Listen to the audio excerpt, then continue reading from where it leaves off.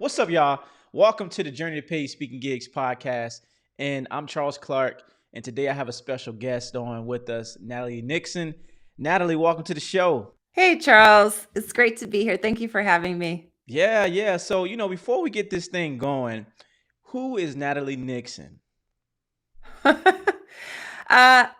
I am a let's see. I am a dreamer and a creator. And um, that's how I would kind of describe myself to my core. And in my profession, I'm a creativity strategist. I often describe myself as having an incredibly loopy background, where I'm really fortunate to be at a stage and place in my career and my life where all of those divergent experiences have converged. So I have a background in dance, in anthropology, Oh, in really? fashion.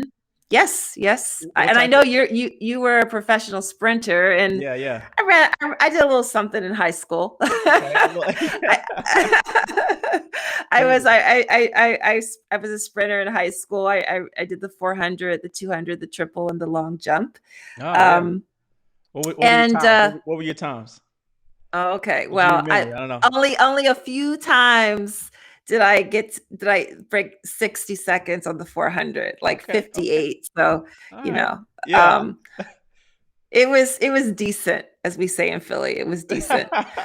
Um, but yeah, so I my work is about helping executive leadership teams and leaders really transform their business models, transform their leadership styles, specifically by applying creativity and foresight.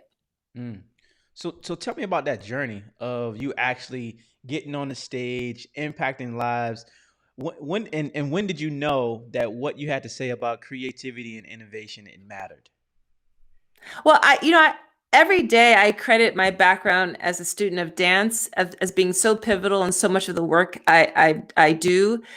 Although I never went on to be a professional dancer, dance taught me discipline. It taught me deep curiosity. It taught me how to work with others, and it definitely, for obvious reasons, taught me performance. Hmm. And in many ways, my 20 plus years experience as an educator was really the first bit of times and experiences where I was really publicly speaking and presenting and trying to Yeah. communicate ideas in digestible ways.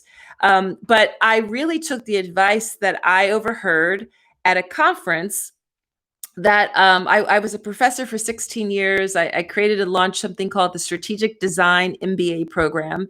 And we sponsored a women's entrepreneurship conference. And I was in the back of the room observing a panel. And a question from the audience was, how do I speak more? How did you become a speaker? Hmm. I see you on a lot of panels. And the advice was just start volunteering. And while I presented a ton at academic conferences, as again, spoke really every day in my work as a teacher, as a professor, Yeah. um, I thought that's really good advice, and I really want to. Initially, I really thought speaking publicly would be a way to market the strategic design MBA program. That was really my modus operandi. And so I took that advice and I Hmm. really just volunteered for panels, which, as we all know, those of us who do this work, if Yeah. you start by volunteering, then you become much more known as a known entity. But the talk that really catapulted me was when I did a TEDx Philadelphia talk in 2014, where I was proclaiming that the future of work is jazz. And that started the invitations into companies and organizations to help them understand why and how to do that. Mm. That's a unique journey. Like, I'm curious. Like, do you tie in the art of dance into your speeches? I used to much more than I have been lately. And the reason I used to is because I really use my speaking as a way to prototype ideas. Hmm. Every time I'm speaking to a new audience, which has different needs, different set of objectives where they really ways that they want the talk to inspire, educate, motivate, give practical tips, I use that opportunity to to work through a new idea that I'm thinking about, because I am Okay. fundamentally a nerd. I Yeah. should have also mentioned that when you asked a bit more about me. Yeah. And so, yes, dance was something that I used to talk about a lot when I was playing around with this idea about the role of intuition Hmm. in leadership. And I had done a what I called a miniature ethnographic study on intuitive leadership. And I decided to look at chefs, DJs, and dancer choreographers, and also first responders, because my assumption was I think these are people who have to intuit a Ah, lot in their work. I And so see. I Right. learned a ton by observing dancers in rehearsals. Hmm. So speaking about being intuitive and being innovative during COVID, a lot has changed, right? And I think a lot of events canceled for us, and really we were at that place where what do we do? So I want to know, like for you, what did you do to continue to develop and become a better speaker during that time? Well, it's interesting because COVID, as we all know, in the United States really hit us hard, and we were adjusting to our new normal in March of 2020. And my newest book was launching in June of 2020. Yeah. So all of the things I had planned in terms of a traditional book tour Hmm. had to be reworked and revised. And I actually went into giving mode. I went into a mode where I did a lot of collaborative cross marketing webinars on Zoom, and really started to just give it away, and gave a lot of talks and webinars for free.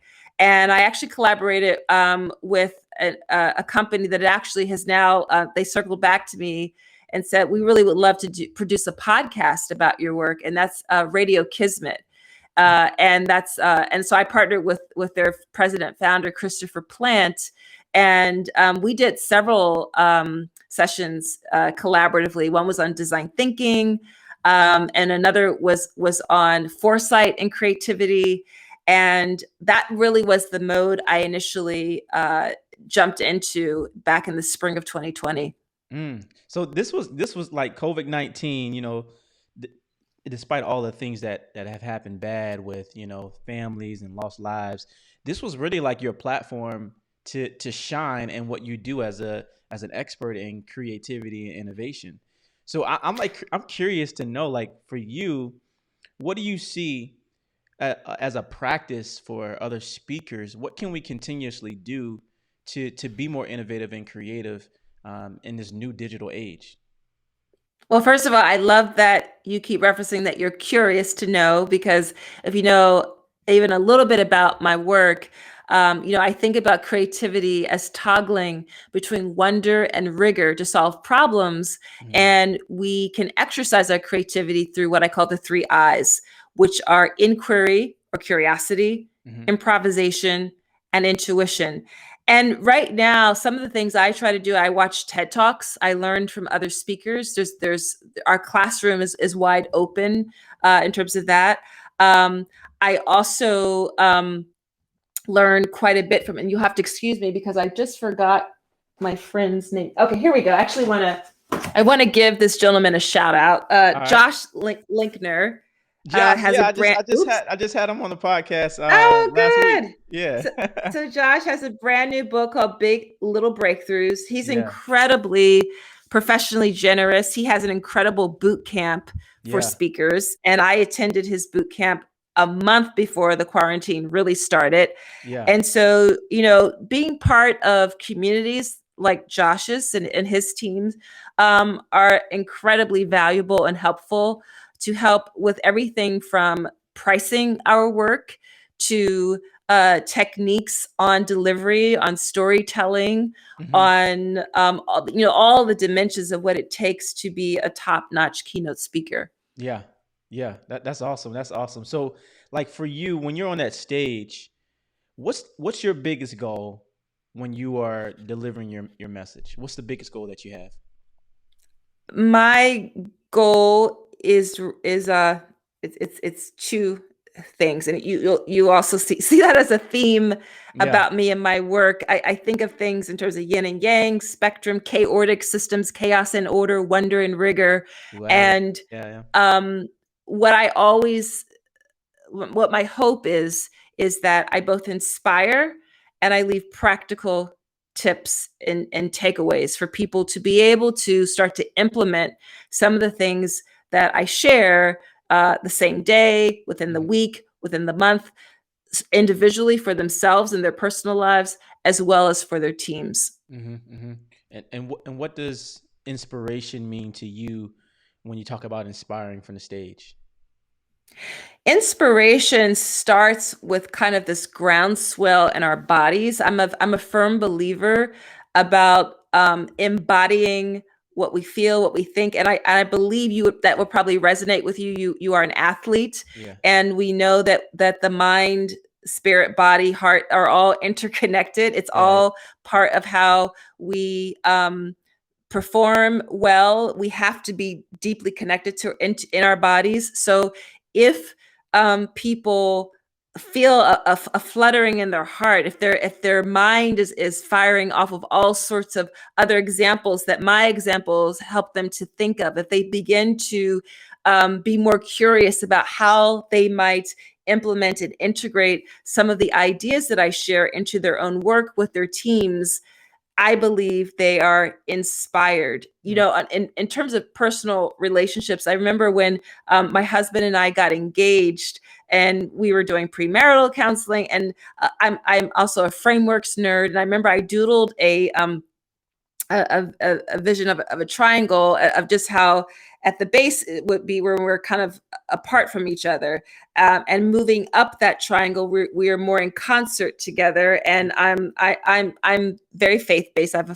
faith-based life, and so I believe God for me is at the top of that. And as we are in spirit together, we are inspiring one another. That to me is what inspiration is. It's a copacetic flow. And for me as a speaker, one of the things I think we miss as speakers, not being physically with an audience, is that we know that when we are on stage and we are sharing ideas, that there's a feeling, there's an energy that you hopefully that you're feeling Yeah. from the audience, which is a lot harder when we have these digital screens. So it's my hope that, and what I think. So when I'm thinking about, when I say inspiration and being inspiring, I hope that I am in flow with the audience and that I'm Yeah. triggering more curiosity and new ideas for them.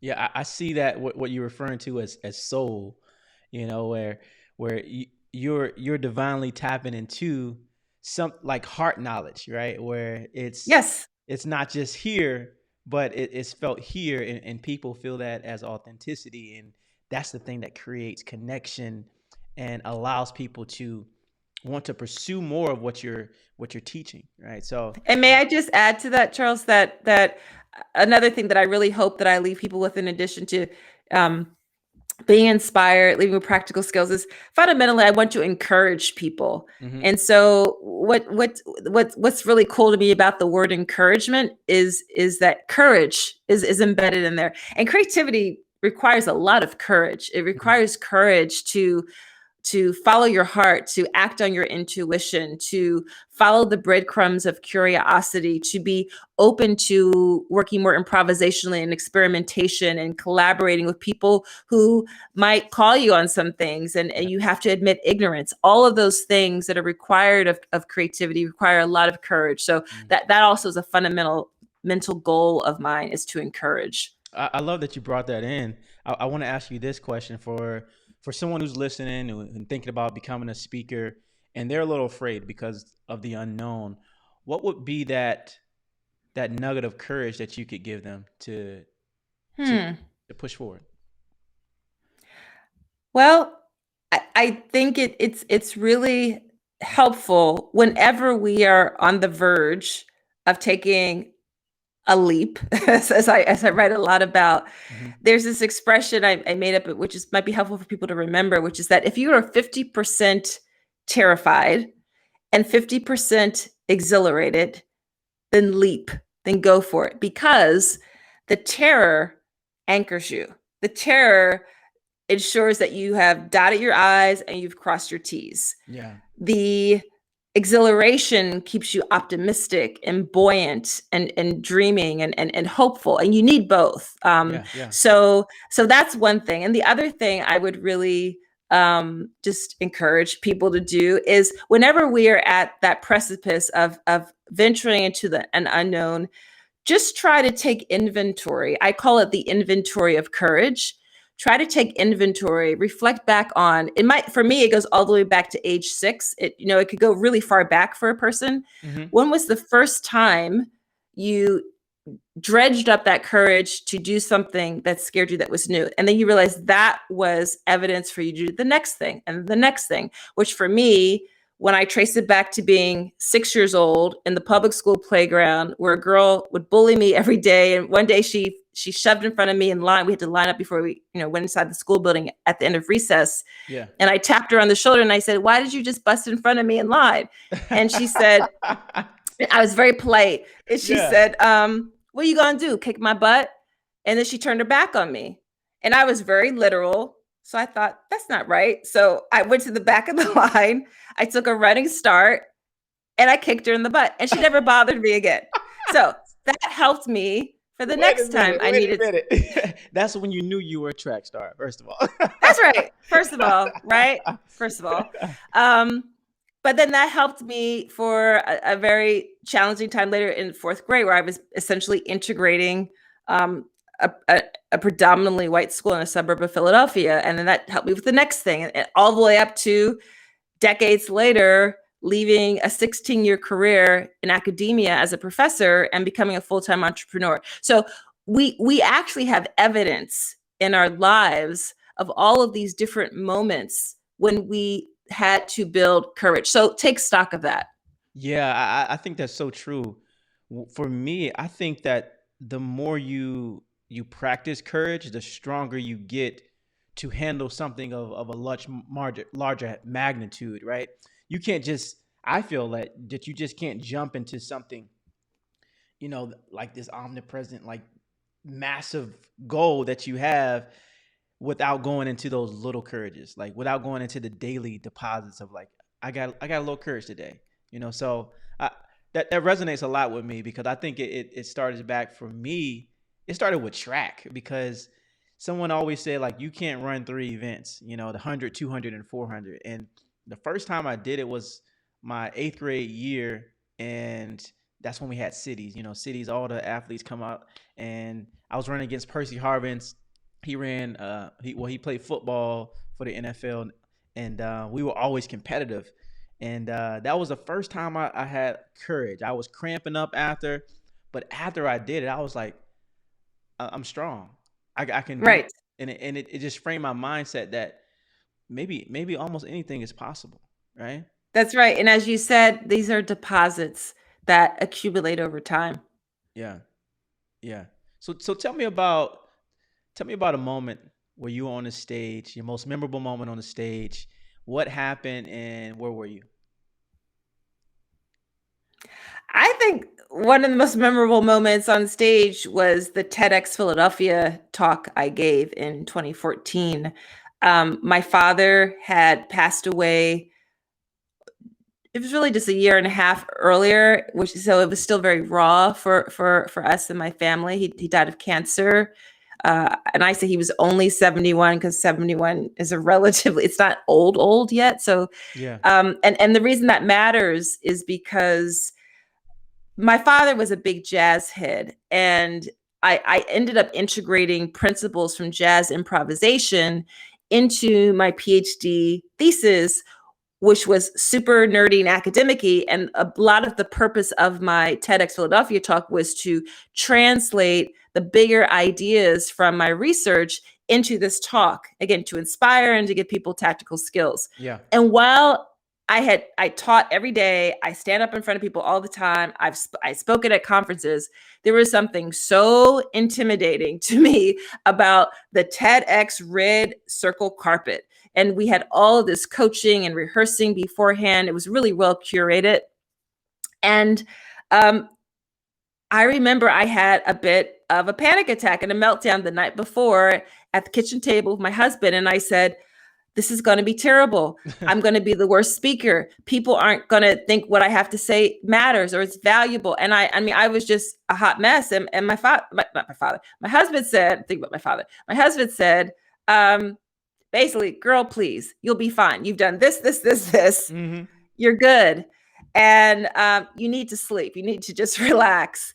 And Get your butt to bed. exactly, pretty much. And he was there the next day. My mother was there. Friends, graduate students were there, and it was like a dream. I was so nervous. I ventured onto stage. I used my visual slides as cues, and I told the story of that really started with my father and this incredible through line of how growing up with jazz music in the home, and unbeknownst to me, that would become my theoretical construct to help people think about how the future of work is jazz and how our organizations have to be designed more improvisationally. That was a really big moment for me, and I'm very grateful for the opportunity, because it really was a platform that helped for me to share, as Ted's goal is to share ideas broadly and widely.